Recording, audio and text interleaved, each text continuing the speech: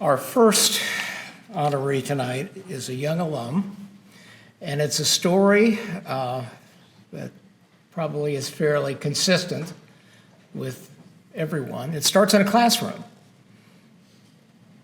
Media ethics, J501.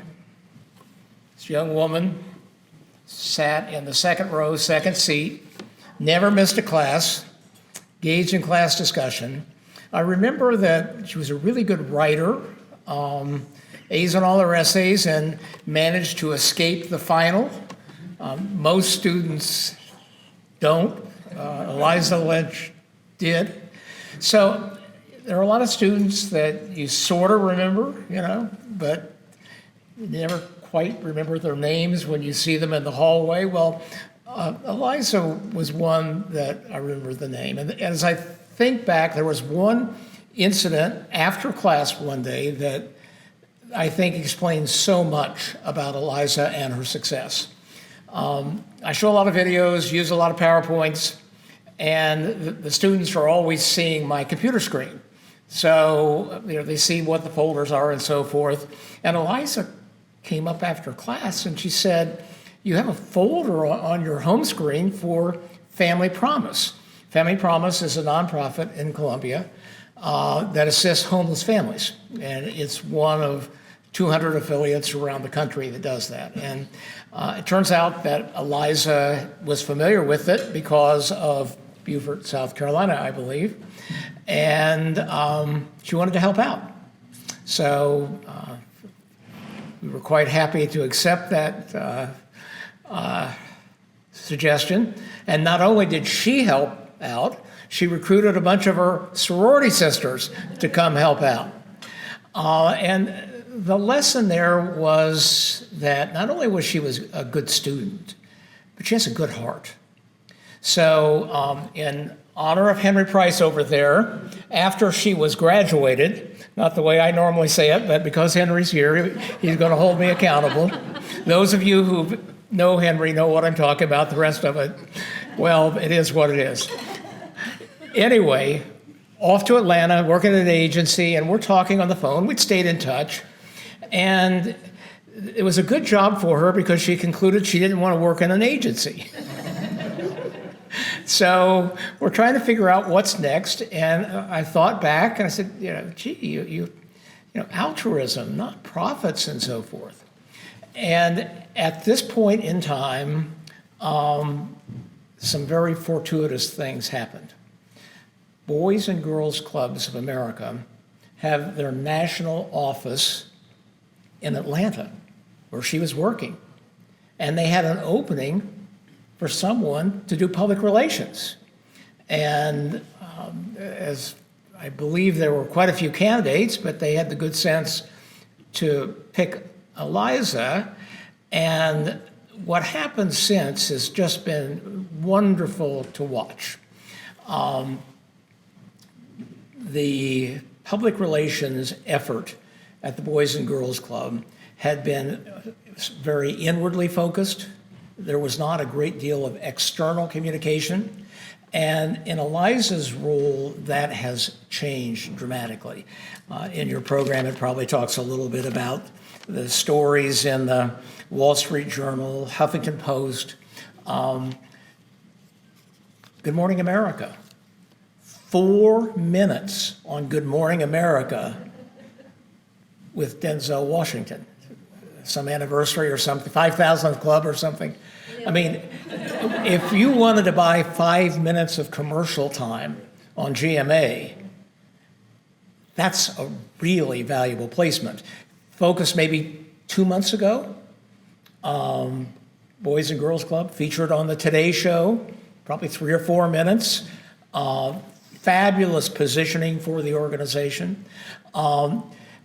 Eliza has made a huge difference. In the words of her boss, who said, "Please let me write a letter of recommendation for this award," Eliza is truly a rising star within the Boys and Girls Clubs of America, but also within the public relations industry. So a year ago, a different person, I made the comment that I would put our best alums against those of any school in the country. And I've worked all over the country and I'm familiar with them. And Eliza represents that. And to see the impact she is having, not just for Boys and Girls Clubs, but how many children are involved in Boys and Girls Clubs? 3.3 million, to see the impact that she is having. Eliza, you're making us proud. Congratulations.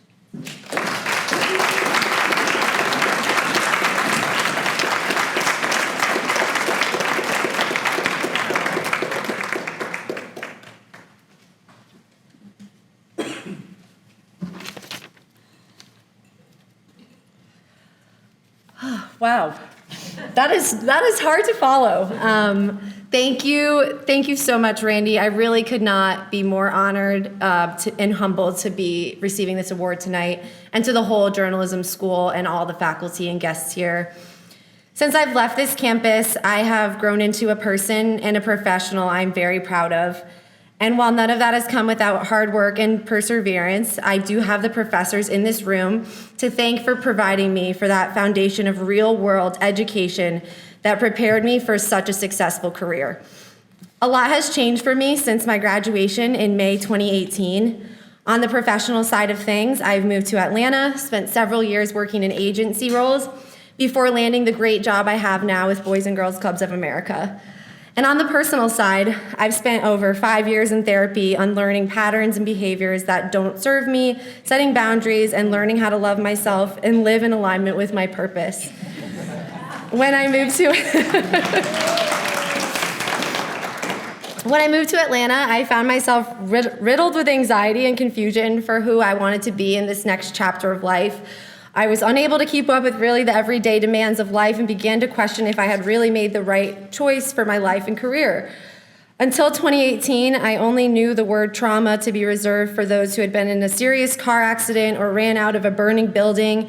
So you can imagine my confusion when my therapist suggested that was something that might be contributing to my anxiety. Throughout the past couple of years, and in nearly every day in my role working with kids of all communities, backgrounds, and different walks of life, I am reminded that trauma is all around us. It comes with us to work and school. It impacts how we see the world, how we see and make sense of people and their experiences around us. And most importantly, it does not need to be worn with a scarlet letter, but when understood with grace and an open mind, it can kickstart the journey to help us become the best version of ourselves. Another profound moment for me occurred last year when my therapist suggested that I pay attention to the needs of my inner child. And while little Eliza's curious brain was always wondering where life would take her, I can confidently say that it was not in this room receiving this honor tonight. As a lifelong writer and dreamer, I have had so many stories I wanted to share tonight, but when I think about my journey to the University of South Carolina, I am always brought back to the words of Robert Frost's poem, The Road Not Taken. As a typical overachiever throughout high school, I kept myself busy and remained determined to get into a great college to pursue a major that interests me. After my initial visits to Columbia, I'd immediately begin to picture myself studying psychology courses outside on the Horseshoe, and I could hardly wait for my days as a Gamecock. Senior year of high school brought many unforeseen challenges, but nothing could have prepared me for the day that I found out I was denied to admission from USC. I felt like everything I had worked up to that point really didn't matter. What had I done wrong? Why did I always have to be the one to take the road less traveled? But I remained determined. After many long cries, hard conversations, and sleepless nights, I knew that I would find a way to my dream school one way or another, even if it meant that I would spend my first year at a new branch campus I discovered the very day I applied. As a psychology major, I soon found myself at University of South Carolina in Beaufort, taking a course that required me to shadow a professional at a local nonprofit throughout the semester. It was then that I was first introduced to Family Promise and began to connect my personal experience to the passion for service that I have. I would go on to spend many hours supporting the organization, shadowing the case manager, and volunteering in the community, all while silently noting how full my heart felt. Meanwhile, I would simultaneously find myself spending the rest of my time working on my argumentative research paper in English 101 after my professor, who always acknowledged my gift for writing and encouraged me to explore the journalism school on the main campus, had me stay back. Months later, I had found the courage to transition to a very new major and found myself excited about new PR classes as I transferred to the University of South Carolina in Columbia. One day, I was leaving my Ethics of Mass Media and Journalism class when I noticed a small folder labeled Family Promise on Randy Covington's desktop.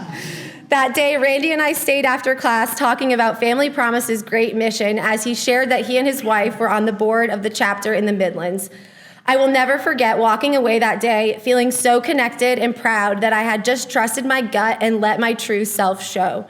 Not only was I energized by the conversations around Family Promise, but for the first time in what felt like forever, I felt that my life experiences could not only be talked about, but they could be potentially valuable in my career.